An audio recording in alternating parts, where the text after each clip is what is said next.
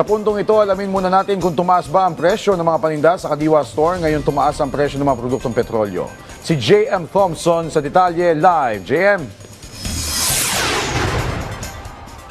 Joshua, simula gabi, dagsana ang mga tao dito sa Quezon City para makabili ng 20 pesos na bigas dito sa Kadiwa Center.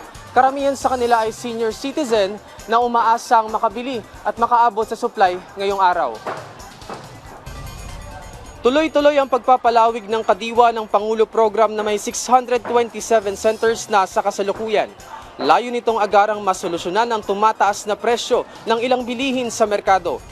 Dito sa Kadiwa Center sa Bureau of Animal Industry, Visayas Avenue, Diliman, Quezon City, tuloy-tuloy ang pagpunta ng ilan nating mga kababayan para bumili sa Kadiwa Store. Bukas ang Kadiwa Store dito simula alas 7 ng umaga hanggang alas 4 ng hapon. Alas 6 pa lang ay nagpapapasok na para mas mabilis ang pagbili ng mga mamimili. Hindi pinapalagpas ng marami nating kababayan na pumila at bumili dito sa Kadiwa Store dahil ito ay nakatutulong sa kanilang pamilya para makabawas sa mga gastusin sa pang-araw-araw. Malaking bagay po yung 20 pesos na bigas ng Kadiwa. Unang-una po, napakamahal na ho ang bigas sa mga palengke, sa mga nagbibinta ng bigas. So times 3, almost times 3 yung presyo rito. Kasi 60 pesos na every 1 kilo sa labas, and then dito is 20 pesos per kilo. So makakabili ka ng 3 kilo, dito sa labas 1 kilo lang. So napakalaking diferensya, di ba? Nabibili ng mas mura ang mga produkto dito sa Kadiwa Store. Diretso kasi itong ibinebenta mula sa mga bukid at sakahan at hindi na nadadagdagan ng malaking patong mula sa mga middleman. Available ang ilang produkto dito gaya na lang ng mga gulay, prutas, itlog, isda at higit sa lahat, ang murang bigas. Karamihan sa mga nakapila dito ay senior citizen at PWD na kinukuha ang oportunidad para makatipid. Maaari ding ipasuyo sa iyong mga kamag-anak ang pagbili dito sa Kadiwa Store kung hindi na kaya ng senior or PWD. Basta magdadala lang ng authorization letter at ID. Pagdating sa loob, maayos naman ang proseso. Ine-encode ang bawat isa kung ilan pa ang available na kilo ng bigas kada tao. Ayon dito sa mga namimili, pinapayagan sila na makabili ng 5 hanggang 10 kilong bigas kada araw.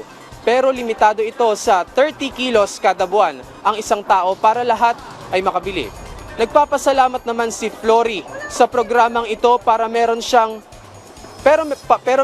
isang hiling. Sobrang saya po namin, sobrang tulong na ginawa sa atin ng ating gobyerno na makabili kami ng murang bigas na halagang 20 pesos. Sana naman sa susunod na pagkakataon na meron pa ito, sana naman po higit nyo pang gandahan para yung aming proseso, paano kami makabili at maging maayos po ang aming pila. Nananatiling naman sapat ang supply ng bigas na ibinebenta na nagkakahalaga ng 20 pesos kada kilo. Pagsisiguro yan ng National Food Authority o NFA. Tiniyak naman ng pamahalaan na patuloy pa rin ang kanilang tulong sa pagbibigay ng fuel at fertilizer subsidies para sa ating mga kababayang magsasaka at mangingisda na lubusang naapektuhan ng tumataas na presyo ng langis dahil pa rin sa kaguluhan sa gitnang silangan. Joshua, tuloy-tuloy rin sa ngayon ang Kadiwa Store sa iba't ibang lugar sa Las Piñas City, Parañaque City, City of Manila at Valenzuela City. Yan muna ang update dito sa Kadiwa Store sa Quezon City. Balik sa inyo sa studio. Maraming salamat, JM Thompson.